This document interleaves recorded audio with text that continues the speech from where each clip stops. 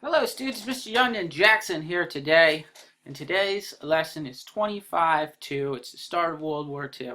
So today's lesson is really a kind of a life lesson on bullies. You see, Hitler was a lot like a bully, and he started making demands. The other kids on the block, the big kids on the block, they could do something about it, like France and Britain. Well, they didn't really want to fight, so they just tried to appease the bully, saying to themselves, if we just give them this, they'll be happy and leave us alone. Well, it just doesn't work like that. The bully just kind of got what they wanted real easy, and why would he stop? Today we learn all about Hitler the bully, and when the rest of the world finally stands up to him. That's World War II. Hitler has come to power in Germany, and the people love him. He promises to return Germany to greatness, and he thinks that the Germans are like the Übermensch, the superior human beings. And Hitler denounces the Treaty of Versailles, which the German people hate. Puts a lot of, they owe a lot of money, a lot of restrictions and things like that. And he's really going to start making bold moves for the glory of Germany. So step one for Hitler was putting German troops back in the Rhineland. This was 1936. The Rhineland was a wooded area between France and Germany. According to the Treaty of Versailles, Germany was not allowed to put any, troops there, and this was kind of create a buffer zone between the two countries. It's like how you have two kids in class that always fight, so you always put someone between them. That was the Rhineland. Hitler guessed that if he armed the Rhineland, put troops in there, no one would do anything to stop him. And he was right. No one wanted to risk war. They practiced a policy, the European powers, known as appeasement, meaning they kind of hoped by giving in to Hitler's tiny demands, questionable, they would avoid conflict. So in the 1930s, Hitler teamed up with Benito Mussolini of Italy. In 1935, Italy invaded Ethiopia. Britain and France opposed this invasion, but again, they did nothing. Hitler supported Italy in their invasion of Ethiopia. So the two aggressive nations, Italy and Germany, teamed up for the Spanish Civil War. See, there was a dictator named General Francisco Franco, and he was trying to overthrow this new Spanish democracy. With the help, direct intervention from Mussolini and Hitler, he became the ruler of Spain. After this, Hitler and Mussolini pretty much cemented their friendship officially, and Franco, surprisingly, did not join them. However, the combat within this Spanish Civil War sort of hardened the Italian and German soldiers, giving them combat experience. Now, Hitler was getting pretty bold. He demanded the German-speaking country of Austria become a part of Germany. The Chancellor of Austria asked Britain for help, but the European powers again did nothing. More appeasement.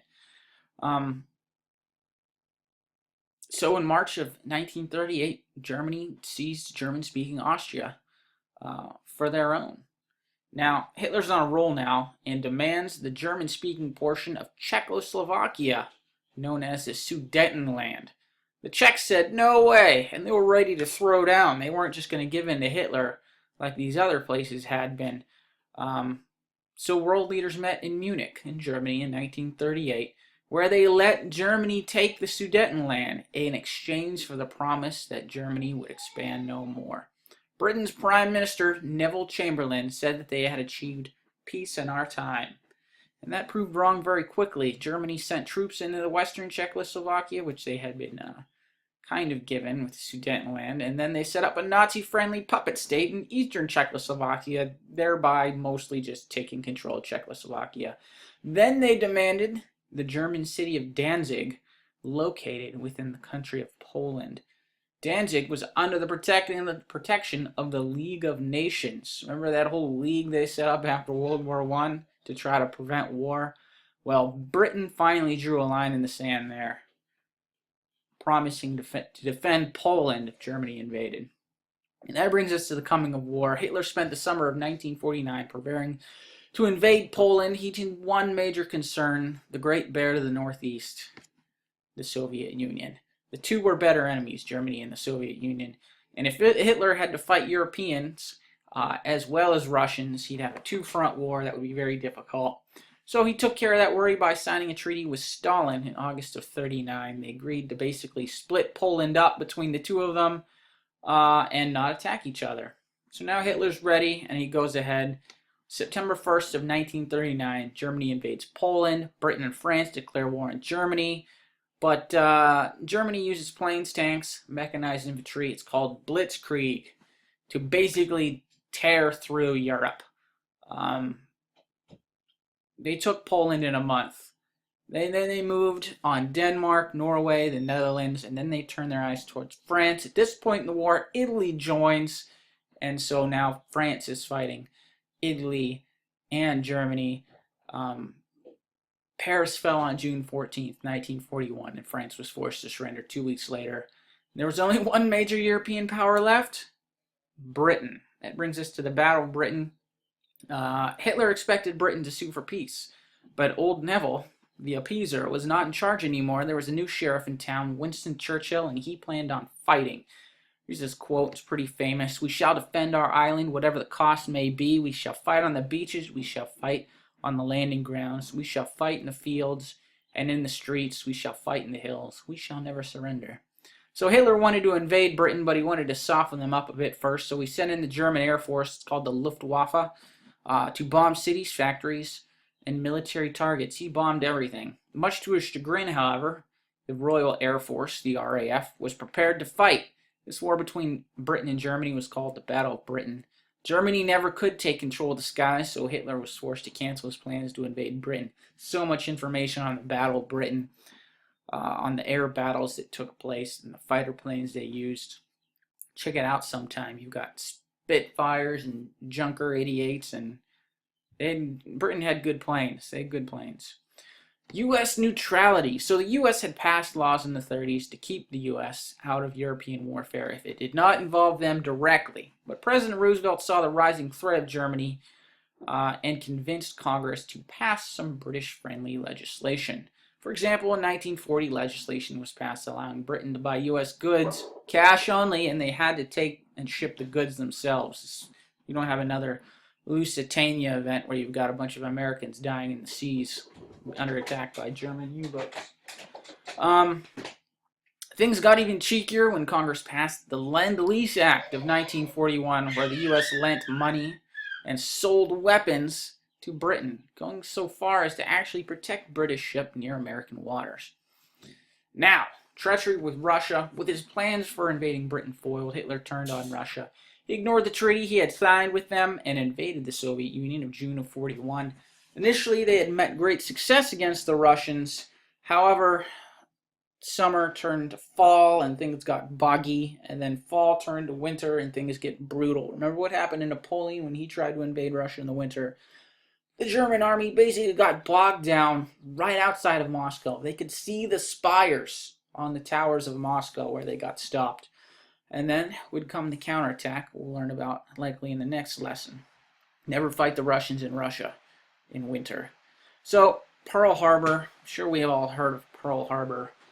Japan had been on a tear over in Asia. Remember, they took Manchuria, the Sakhalin Islands, places like that. They basically kept spreading. When France was busy being occupied after they had been conquered by the Nazis, Japan had seized French Indochina, then moved on to start taking islands within the Pacific. President Roosevelt had responded by freezing Japanese assets in American banks. Basically, if there was any Japanese money in American banks, they could no longer withdraw it. And he stopped selling them certain things they needed, specifically like gasoline and oil. Japan didn't really like that. Peace talks were going sour. On December 7th, 1941, Japan made a surprise attack on the U.S. Pacific Fleet at Pearl Harbor, Hawaii. They were all docked there. Most people didn't see it coming. 2,300 Americans died, including civilians, and the Pacific Fleet heavily damaged. However, much to the surprise of historians, they didn't really hit the factories or repair yards, so the fleet was able to be rebuilt. The next day, the U.S. declared war on Japan. A few days later, Germany and Italy declared war on the United States, and now the United States is in World War II. So that's That's the lesson. We're at 10 minutes. Good, good. There's so many topics that you can study in so much more detail here. Nazi blitzkrieg tactics, the Battle of Britain, Pearl Harbor. There's movies on all of these things. If you have Netflix or YouTube, you want to learn more about these things, I mean, you can go on for hours about any individual piece of this lesson. Russia, there's movies about Stalingrad and the Nazis versus the Soviet Union. There's so much to study. Go ahead, defend your grade as the RAF defended the island from the treacherous Nazis. It's your standard 10-point quiz. We'll have an assignment soon. I'll still be grading that writing assessment that you've been doing. Alright, hey, if you have any questions, please let me know. If you'd like to talk World War II, let me know. Yeah, I'm here if you need me. Have a great day.